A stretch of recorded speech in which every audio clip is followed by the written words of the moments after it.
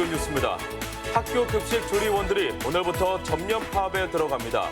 임금과 열악한 처우를 개선하겠다는 건데 교육당국과 입장차가 큽니다. 공장 매연 검사가 엉터리로 이루어지는 데다 조사 인력까지 부족해 도내 전수조사에만 무려 5년이 걸리는 것으로 나타났습니다. 전주 종합경기장 개발이 정부 심사를 통과해 본격 추진됩니다. 대체 시설인 육상장과 야구장은 월드컵 경기장 주변으로 옮겨집니다. 전라북도 지역은 대체로 맑은 가운데 내륙 지역에서 낮 기온이 30도 이상으로 올라 덥겠습니다.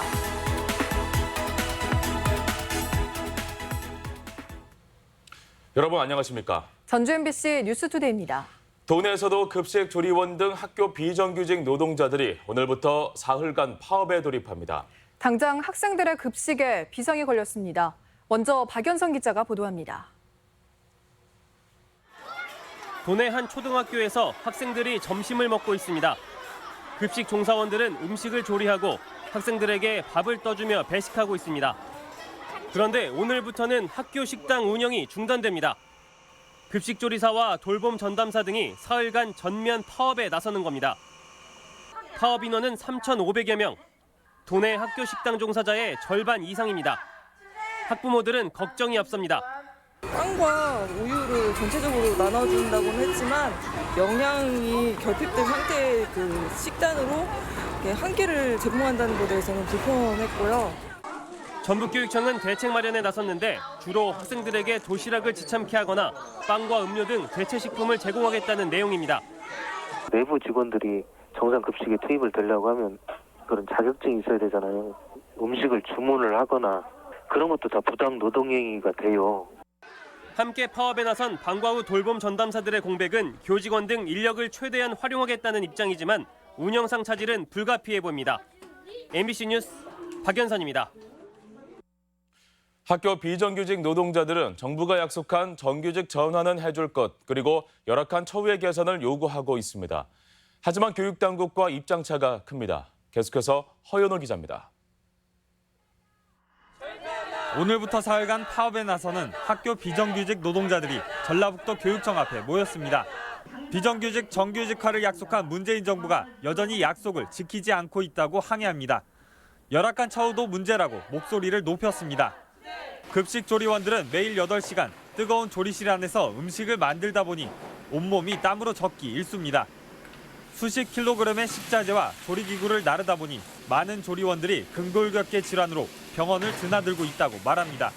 그 불 열기로 땀은 범벅이 되어 있는 상황이지만 땀 닦을 시간도 없어요. 시간에 맞춰줘야 되기 때문에 그러다 보니까 넘어질 때도 있고. 하지만 임금은 월 200만 원이 조금 넘는 수준. 15년 차 기준으로 구급 공무원 정규직의 66.3%에 불과합니다. 일부 노동자들이 무기계약직으로 전환됐지만 정규직에 걸맞는 처우는 받지 못하고 있고 방과 후 강사 등의 일부 직종은 여전히 고용 불안에 시달리고 있습니다. 애들도 밥은 해줘야 되겠지만 처우 개선도 해야 될 상황이고 마음은 편치가 않죠. 하지만 교육당국은 조리원들의 경우 무기계약직으로 전환해 공약을 일부 이행했다며 임금은 1.8% 인상을 제시하고 있어 입장차는 쉽게 좁혀지지 않고 있습니다. MBC 뉴스 허연호입니다. 전주 시내 쓰레기 수거업체 3곳이 오늘부터 사흘간 파업에 들어갑니다. 전주시는 쓰레기 수거업체인 서희산업과 사람과 환경, 호남 RC 등 3개 업체에서 민주노총 소속 노동자들이 오늘부터 사흘간 비정규직 총파업에 참여한다고 밝혔습니다. 시는 오늘 5일까지 금암과 인후 등 8개 동에서 재활용과 일반 쓰레기를 수거하기 위한 대체 인력 투입을 검토하고 있습니다. 공장 매연을 감추기 위한 가짜 기록부가 적지 않은 것으로 확인되면서 자치단체 점검 노력이 더욱 중요해지고 있습니다. 하지만 자치단체 모두 예산과 인력을 이유로 불시 점검은 사실상 가뭄에 콩나듯 이루어지고 있었습니다. 유룡 기자입니다. 전라북도 보건환경연구원 소속 매연 점검반이 전주의 한 사업장에 불시에 들이닥칩니다.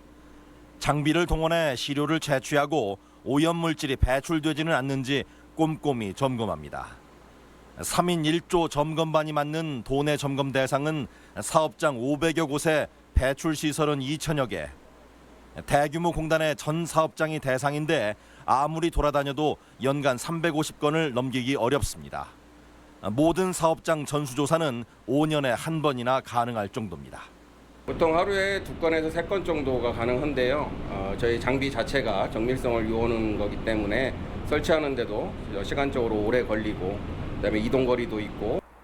공단 밖의 사업장 관리는 더욱 느슨합니다.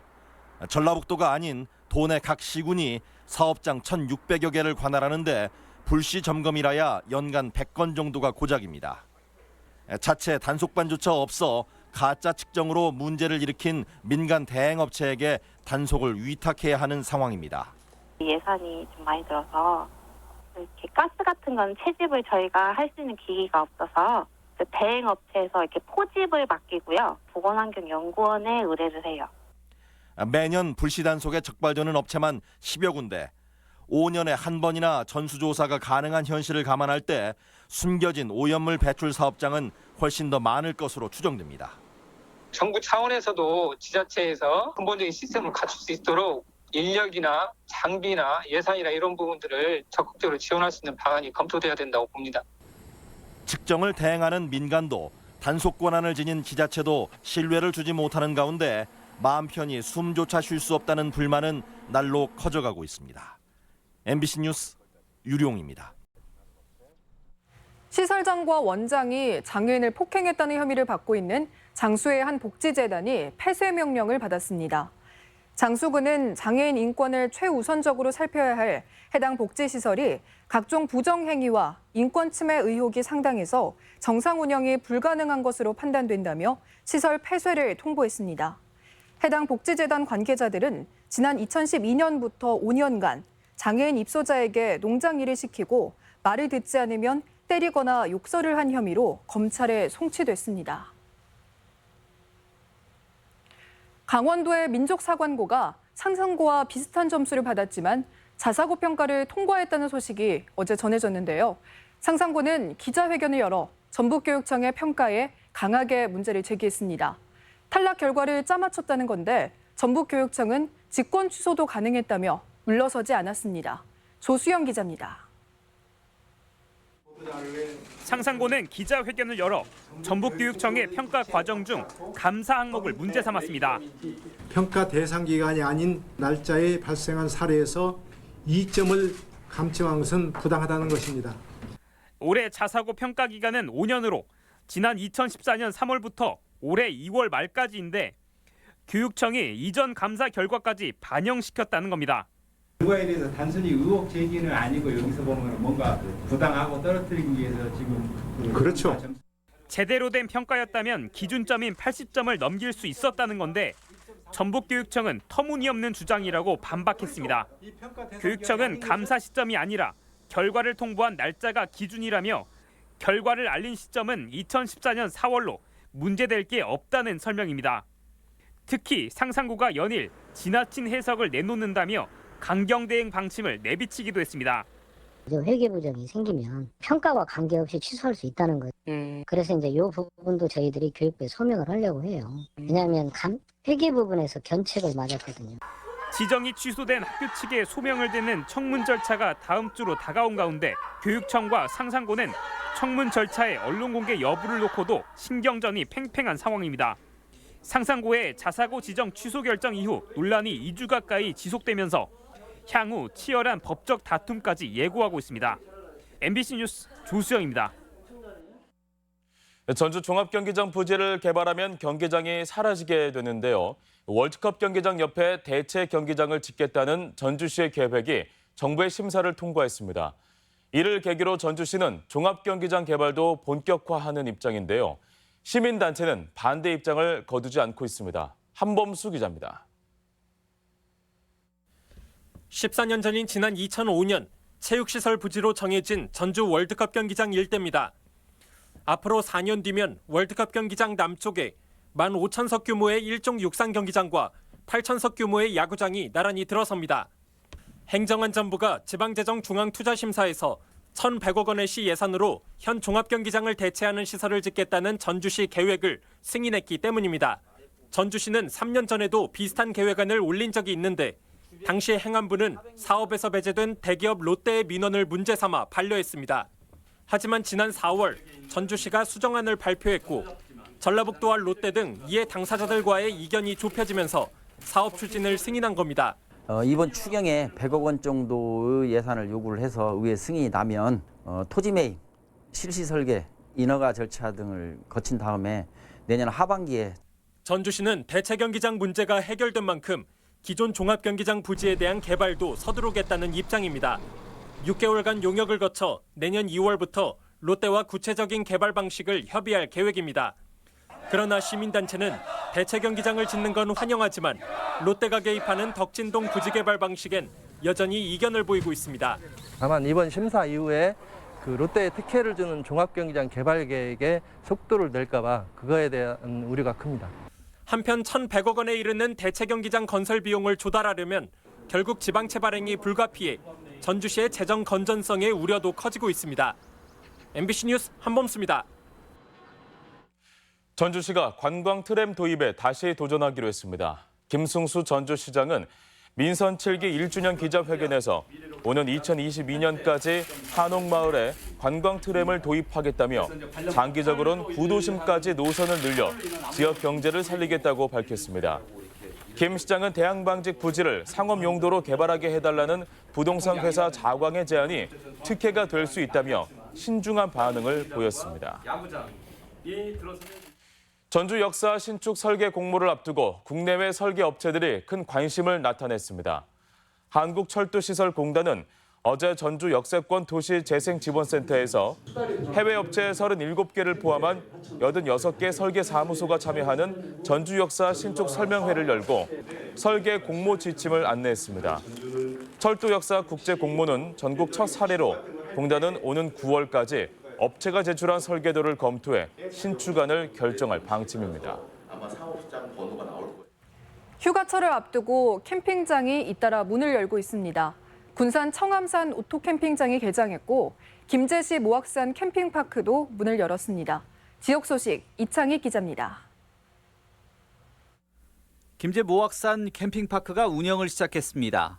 모악산 캠핑파크는 오토캠핑장 11면과 일반 캠핑 25면을 갖췄으며 차량 바로 옆에 텐트를 치고 캠핑을 즐길 수 있는 파크 캠핑 빌리지 공간도 보유했습니다. 지난 1일부터 김제 시민에게는 무료 개방하고 캠핑장 사용료가 결정되면 유료로 전환됩니다. 휴가철 휴양 레저 수요를 충족하고 지역 경제 활성화에 도움이 될 것으로 기대하고 있습니다. 물놀이 사고 예방을 위해 행락지마다 안전요원이 배치됩니다. 남원시는 8월 말까지 2달간 12개 물놀이 관리 지역에 안전요원 29명을 배치하고 뱀사골 계곡에는 119 수상구조대와 여름 파출소를 운영합니다. 여름철 피서객들이 안전하게 물놀이를 즐길 수 있도록 안전사고 예방에 힘써 나가겠습니다. 케멜로바 주한 키르기스스탄 대사 일행이 완주군을 방문해 로컬 푸드와 먹거리 정책에 큰 관심을 보였습니다. 케멜로바 대사는 식품 산업과 관광 등의 여러 분야에서 교류가 활발해지길 기대했습니다. 키르기스스탄은 인구 620만 명에 92년 한국과 정식 국교를 수립했습니다. 익산 지역 축산 농가들이 환경 개선으로 악취를 차단하고 축사 주변에 쾌적한 환경을 조성하는 데 적극 노력하자는 결의문을 채택했습니다. 구제역과 AI 예방을 위해 주 한 차례 축사 소독을 하기로 했으며 가축 분뇨 무단 방류 금지 등 민관이 함께 노력해 가기로 했습니다. MBC 뉴스 이창익입니다. 김제역의 호남선 KTX 일부를 정차하게 하는 선별 정차 요구가 이어지고 있습니다. 국회 김종회 의원은 코레일 측에 지역 균형 발전을 위해서라도 하루 28차례의 호남선 KTX 열차 가운데 4차례는 김제역에 정차하게 해달라고 요구했습니다. 손병석 코레일 사장은 국민들의 KTX 이용과 접근성 확대는 정부 방침이라며 해결 방안을 모색하겠다고 밝혔습니다. 새만금 육상태양광 발전사업자 공모가 마감됐습니다. 새만금 개발공사는 지난 1일 새만금 육상태양광 1구역 발전사업 공모를 마감한 결과 5개의 사업 시행자 컨소시엄이 참여했다고 밝혔습니다. 또 우려와 달리 다수의 지역업체가 참여했다고 말했으며 이번 공모가 진행된 육상태양광은 1.27제곱킬로미터 면적의 90메가와트 발전시설을 짓는 사업으로 운영 기간은 2041년까지 20년간입니다. 미세먼지를 낮추기 위한 노후 차량 운행 제한이 본격화합니다. 전라북도는 자동차 운행 제한 조례 시행에 따라 오는 6일부터는 비상저감 조치가 발령되면 배출가스 5등급 차량 12만 6천여 대의 운행을 제한한다고 밝혔습니다. 운행 제한 대상 차량은 오전 6시부터 밤 9시까지 운행할 수 없으며 계도 기간을 거쳐 오는 11월부터는 위반할 경우 10만 원의 과태료가 부과됩니다. 우리 지역 행사와 문화 소식입니다.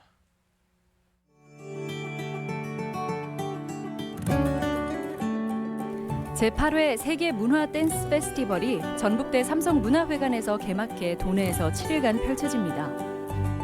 한국음악협회 익산지부가 모레 속리문화예술회관에서 지역 예술인들이 마음껏 실력을 펼칠 수 있는 콘서트를 마련했습니다.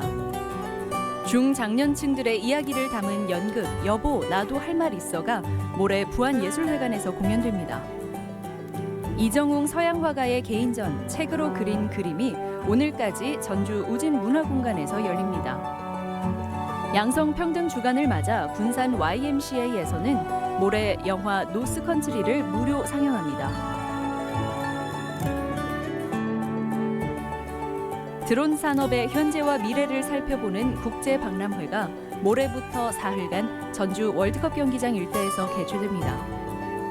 장수군은 모레 한누리 전당에서 대통령의 글쓰기의 저자 강원국 교수를 초청해 장수 아카데미 강좌를 진행합니다. 대한건설협회 전라북도회 회장 이취임식이 오늘 전주 그랜드 힐스턴 호텔에서 있습니다. 전주시가 일회용품을 줄이기 위한 대체 상품 개발 기획에 관한 청년 아이디어를 공모합니다. 전주시 요가협회에서는 제2회 전주시장배 요가 아사나 대회 참가자를 접수받습니다.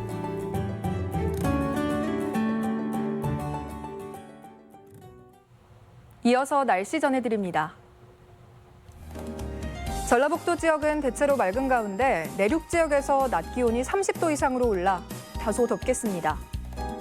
지역별 기온입니다. 전주와 익산은 아침 기온 19도에서 낮 기온은 31도, 동북권은 무주가 14도에서 31도, 장수가 13도에서 29도, 서해안권은 군산이 19도에서 29도, 부안이 18도에서 29도 등을 기록하겠습니다. 현재 초미세먼지 농도는 남원과 임실에서 좋음 수준을, 나머지 지역에서는 보통 수준을 보이고 있습니다. 오늘 하루 미세먼지와 초미세먼지 농도는 대부분 보통 수준을 기록하겠습니다.